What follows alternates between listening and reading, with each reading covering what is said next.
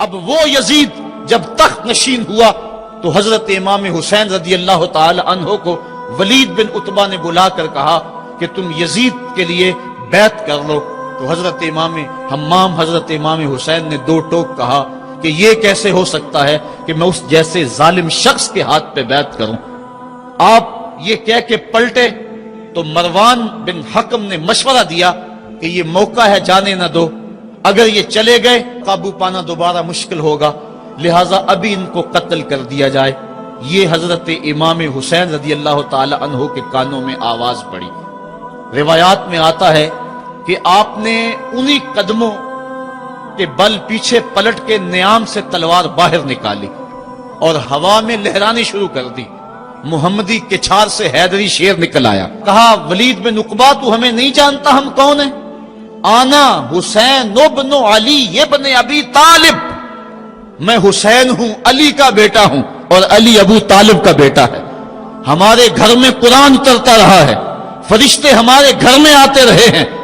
وَيَزِيدُ ابن المعاویہ فاسقن فاجرن قاتل النفس مولن بالفسق شارب الخمر، اور یزید فاسق ہے، فاجر ہے، مسلمانوں کا قاتل ہے اور شراب پیتا ہے، اس لیے حسین ڈنکے کی چوٹ پہ یزید کی بیعت سے انکار کرتا ہے. حضرت امام حمام امام حسین رضی اللہ تعالی عنہ نے انکار بیعت کی وجہ بیان کر دی. آج یہ پراپیگنڈا کیا جاتا ہے کہ یہ دو شہزادوں کی جنگ تھی اور یہ اقتدار کے لیے سب کچھ ہوا.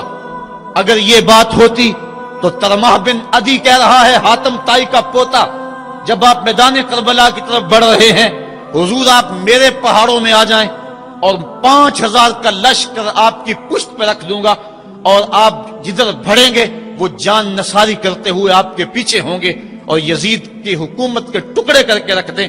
حضرت امام حمام امام حسین نے ترمح بن عدی بن حاتم کی اس پیشکش کو ٹھکرا دیا. کہا میں تو کسی اور کام کے لیے جا رہا ہوں. یزید کے چہرے سے اس نقاب کو نوچنا تھا، اس کے مکروہ چہرے کو لوگوں کے سامنے ننگا کر کے بتلانا تھا کہ یہ وہ شخص ہے کہ جس کے بارے میں میرے محبوب اور میرے نانا نے خبر دی ہے کہ بنو امیہ کا ایک ظالم شخص میری سنت کو بدلے گا، اور وہ سنت کو بدلنے والا یہی شخص یزید ہے.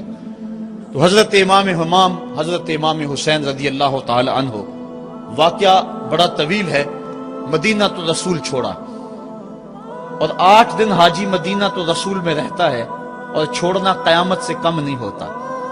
اور حسین تو پیدا مدینے میں ہوئے تھے، ان کا مسکن مدینے میں، وہ کھیلنے کے لیے نکلتے تھے تو مسجد نبوی کا صحن ہوتا تھا. حضرت امام حسین کے گھر کا دروازہ مسجد نبوی کے اندر کھلتا تھا. وہ حسین جو مسجد نبوی میں کھیلتا رہا، حضور کے کندھوں پہ سواری کرتا رہا، اور حضور ان کو پکڑ کے اپنے پاؤں پہ اور اپنی رانوں پہ اور اپنے پیٹ پہ اور اپنے سینے پہ بٹھاتے رہے، جن کے لیے حضور خطبہ چھوڑتے رہے، سجدوں کو طول دیتے رہے. وہ حسین ابن علی آج اس شہر مدینہ کی بہاروں کو چھوڑ رہے ہیں. حضور کی بارگاہ میں آخری سلام کہہ کے اپنی والدہ ماجدہ کی حضور سلام کہنے کے بعد حضرت امام حمام مدینہ تو رسول سے مکہ المکرمہ گئے. وہاں پہنچ کے آپ نے ماہ شعبان، ماہ رمضان، ماہ شوال اور ماہ ذیقعد اور ذی الحج کے کچھ دن گزارے. 2 ذی الحج کو، یا ایک روایت میں 7 یا 8 ذی الحج کو پھر شہر مکہ بھی چھوڑ دیا. قصہ طویل ہے کہ 150 خطوط تھے کوفیوں کے، جنہوں نے لکھا تھا کہ ہمارا امام کوئی نہیں، آپ آئیں اور ہم آپ کی قیادت کے اندر حق کا علم لہرانا چاہتے ہیں. صحابہ نے ان کی بے وفائی اور بے مروتی کا تذکرہ کیا تو حضرت امام حمام نے فرمایا میں جانتا ہوں ان کے رویوں کو، لیکن اب انہوں نے چونکہ مجھے خط لکھے ہیں اور اگر میں نہ گیا تو وہ قیامت کے دن کہیں گے کہ مالک ہم نے تو تیرے رسول کے نواسے کو بلایا تھا، وہ ہماری مدد کے لیے نہیں پہنچا. فرمایا اگر میں جاتا ہوں اور کلمہ حق بلند ہو جاتا ہے تو پھر بھی درست، اور اگر وہ بے وفائی کرتے ہیں اور اس رستے میں مجھے جان دینا پڑتی ہے تو پھر بھی کوئی بات نہیں، پھر بھی میں مراد کو پہنچا ہوا اپنے آپ کو پاؤں گا. آپ مکہ المکرمہ سے کوفہ کی سمت روانہ ہوئے. رستے میں حضرت مسلم بن عقیل کی شہادت کی خبر ملی، لیکن پھر بھی آگے بڑھتے چلے گئے۔ کوفہ سے 2 منزل دور حر بن یزید ریاحی 1000 کے لشکر کے ساتھ مزاحم ہوا اور آپ کو روک کر میدان کربلا میں لے گیا۔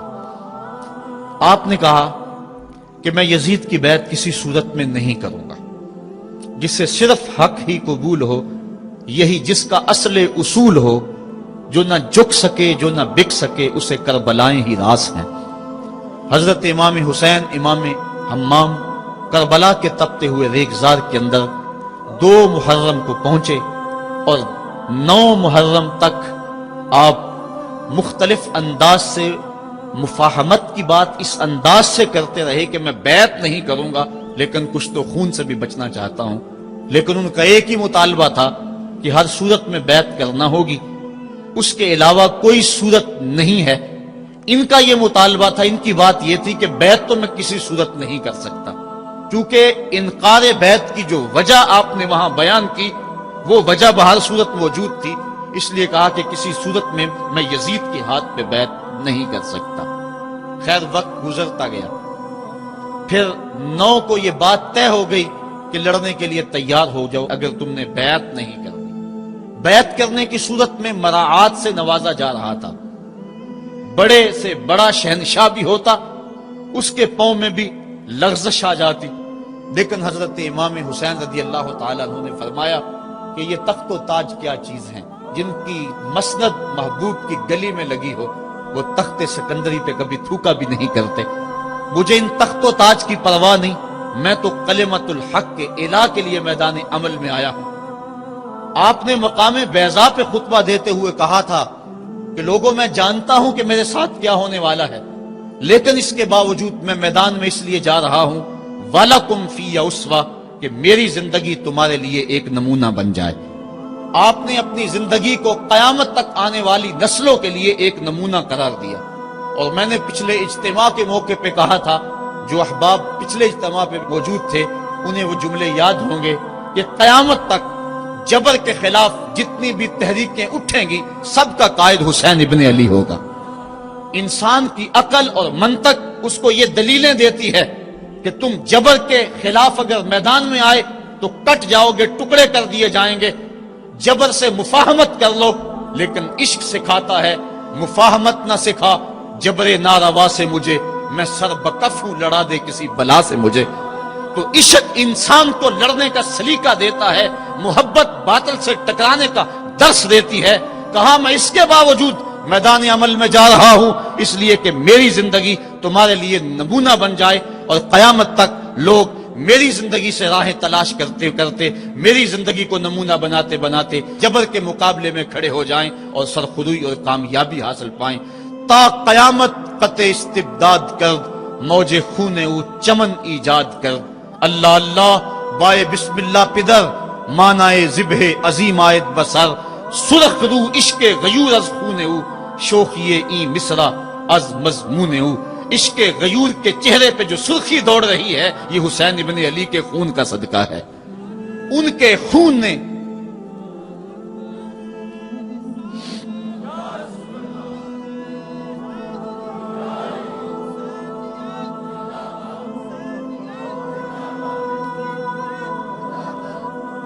آپ نے 9 کی شب کو چراغ بجھا دیے، کہا یہ میری جان کے دشمن ہیں، تم اگر جانا چاہو تو جا سکتے ہو، میرے بعد تمہیں کوئی نہیں پوچھے گا۔ لیکن جانثاروں نے کہا یہ کیسے ہو سکتا ہے کہ آپ کا ساتھ چھوڑ کے چلے جائیں۔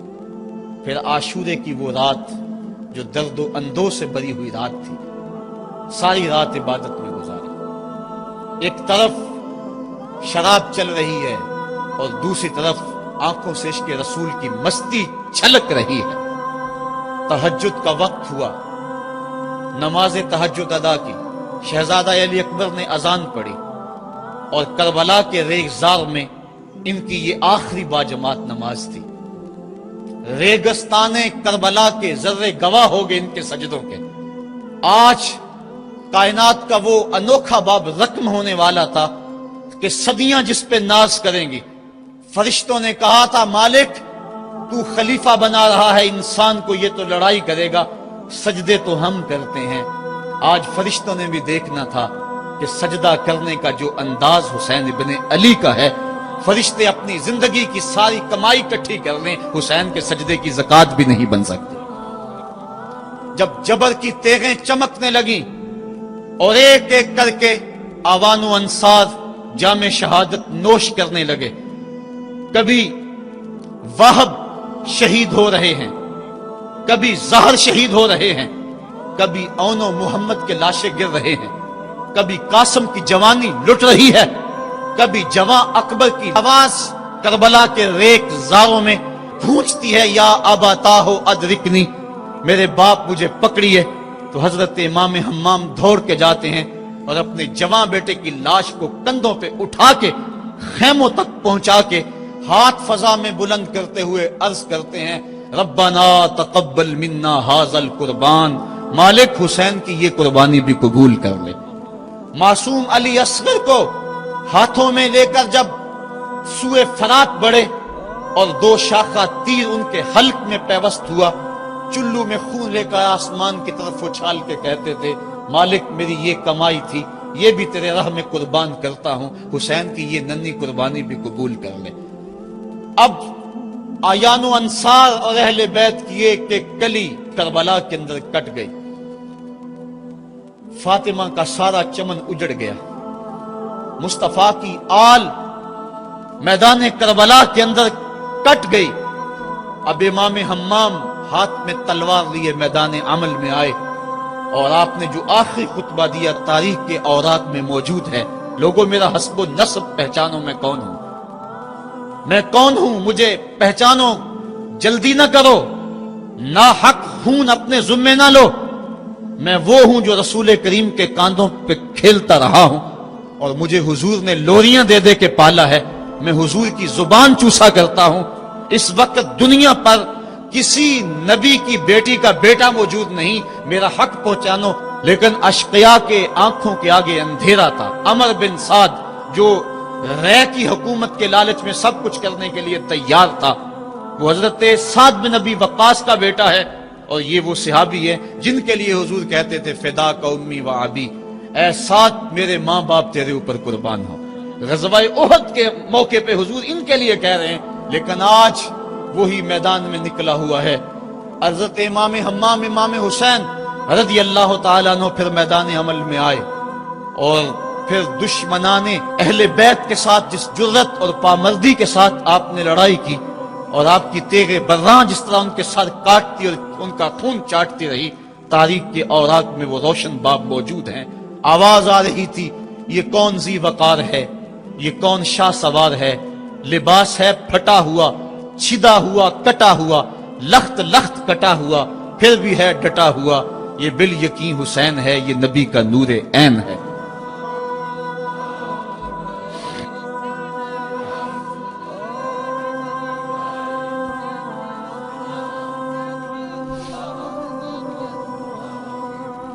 حضرت امام حسین حضرت امام حمام رضی اللہ تعالی عنہ میدان کربلا کے اندر جبر کی تیغوں کے مقابلے میں کھڑے ہیں۔ حق بلند ہوتا ہے، باطل کے پاس جتنے مرضی لاؤ لشکر ہوں، باطل بزدل ہوتا ہے، اس کے سینے کے اندر وہ حرارت نہیں ہوتی جو حق کے سینے کے اندر ہوتی ہے۔ ذرا غور تو کرو، 22,000 کا لشکر جرار ان کے مقابلے میں، جو محتاط روایات کے مطابق، ورنہ 82 کی روایت بھی کتب تواریخ میں موجود ہے، بلا 72 افراد جو 3 دن سے بھوکے بھی اور پیاسے بھی ہیں، ان کے لیے 22,000 کا لشکر کیا معنی رکھتا ہے۔ لیکن باطل ہمیشہ بزدل ہوتا ہے، اگر حق میدان عمل میں کھڑا ہو جائے تو کائنات کی کوئی چیز اس کے سامنے نہیں ٹھہر سکتی۔ یہ سبق حضرت امام حمام کی قربانی نے ہمیں پیش کیا۔ 72 افراد جبر کے خلاف کھڑے ہیں، 71 افراد خاک و خون میں ان کے لاشیں مل گئے۔ اب حضرت امام حسین رضی اللہ تعالیٰ عنہ میدان کربلا میں، آپ نے آخری جو خطبہ ارشاد کیا جس کے الفاظ میں نے آپ کے سامنے رکھے، لیکن انہوں نے ایک ہی بات کہی کہ آپ بیعت کریں یا میدان میں آ جائیں۔ آپ نے کہا کہ میں تو کسی صورت بیعت کرنے کو تیار نہیں۔ پھر میدان عمل میں آئے، ان کو کاٹتے رہے، پھر گھوڑے کو ایڑ لگائی اور فرات کی لہروں میں آئے، پانی کا چلو بھرا اور لشکر اشقیاء کی طرف دیکھ کے کہا کہ تم نے میرے لیے پانی بند کیا، دیکھو آج حوض کوثر پہ بھی حسین کا قبضہ ہے، فرات کی لہروں پہ بھی حسین کا قبضہ ہے۔ لیکن آپ نے اس کے باوجود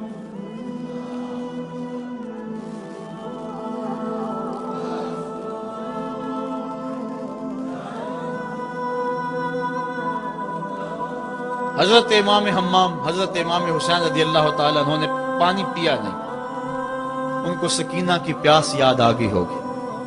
جس طرح حضرت علی اصغر پیاس سے شہید ہوئے وہ منظر یاد آ گیا ہوگا، اور دوسری بات یہ تھی یہ امتحان تھا، اس لیے حضرت امام حمام نے پانی نہیں پیا، لیکن ان کو بتلانا مقصود تھا کہ اگر میں چاہوں تو یہ پانی پہ قبضہ کر سکتا ہوں، اور پھر یہ ساقی حوض کوثر کے نواسے ہیں، اگر یہ اشارہ کرتے تو کوثر کی نہریں چھلک کے کربلا کے میدان میں آ جاتی، لیکن امتحان دینا مقصود ہے۔ مصطفیٰ کریم کے ہاتھ بھی اٹھے ہوئے ہیں، اللہم آت الحسین صبرا و اجرا، اے اللہ میرے بیٹے حسین کو صبر بھی بخش دے، اجر بھی بخش دے۔ حضرت امام حمام رضی اللہ تعالیٰ عنہ جبر کے مقابلے میں ڈٹے ہوئے ہیں، آپ کی تیغ برّاں ان کا خون چاٹتی رہی، پھر انہوں نے یک بارگی آپ کے اوپر حملہ کر دیا۔ حضرت امام حمام نے اس حالت کے اندر بھی اپنی زبان کو روکا اور زبان سے ہائے تک نہیں کی۔ آج شہادت حسین کو تماشا بنا کے رکھ دیا گیا ہے، اس انداز کے اندر اس شہادت کو بیان کیا جاتا ہے جس طرح وہ ترلے اور منتیں کر رہے تھے، پانی پانی کی صدائیں ان کے لبوں پہ تھی۔ نہیں، ایسا نہیں تھا، زخم پہ زخم کھا کے جی، خون جگر کے گھونٹ پی، آہ نہ کر لبوں کو سی، یہ عشق ہے دل لگی نہیں۔ جب محبت کا دم بھرا ہے تو سب کچھ کٹانا ہوگا اور کٹا کے بھی مسکرانا ہوگا۔ جو محبت کے دعویٰ رکھنے والے ہوتے ہیں ان کا امتحان ہوتا ہے، مشکل موقع پر ہی تو امتحان ہوتا ہے کہ اس موقع پہ یہ دامن صبر کو تھامتے ہیں یا نہیں تھامتے۔ اگر وہ ہائے ہائے کرتے رہے، وہ چیختے اور پکارتے رہے، اور وہ پانی کے لیے ہاتھ اور جھولی پھیلاتے رہے، اور جو پانی کے لیے جھولیاں پھیلاتے تھے انہوں نے پھر بیعت کیوں نہ کر لی؟ ان کو اتنا کچھ دیا جاتا تھا، اس کو قبول کیوں نہ کیا؟ انہوں نے یزید کے تخت و تاج کو قبول نہ کیا، یزید سے پانی کیسے مانگتے؟ وہ تو خود حوض کوثر کے والی کے نواسے تھے، وہ اوروں سے پانی مانگتے پھرتے۔ پوری تاریخ پڑھو کربلا کی، آپ کو نہیں ملے گا کہ حضرت امام حسین کی زبان سے ہائے بھی نکلا۔ آپ نے ہر مشکل موقع پہ صبر کے دامن کو تھاما ہے، اور ہر قربانی پیش کرنے کے بعد ہاتھ اٹھا کر یہی کہا، ربنا تقبل منا ھذا القربان، مالک حسین کی یہ قربانی بھی قبول کر لے۔ اس کا یہ مطلب نہیں کہ یہ دکھ کم تھے، اس کا مطلب یہ نہیں کہ مظلومیت نہیں تھی، وہ مصیبتیں تو اتنی تھی کہ پتھر کا کلیجہ بھی شک ہو جائے، کائنات کا کلیجہ چاک چاک ہو جائے، لیکن اس کے باوجود چونکہ ان کے صبر کا امتحان تھا، اور جب آپ کے اوپر پہم تیر برسنے لگے، محتاط روایات کے مطابق 33 زخم تلواروں کے آپ کے بدن پہ تھے، اور 34 گھاؤ نیزوں کے آپ کے جسم پہ تھے، بلکہ بہت سارے نیزوں کی انیاں ٹوٹ گئی تھی جسم میں۔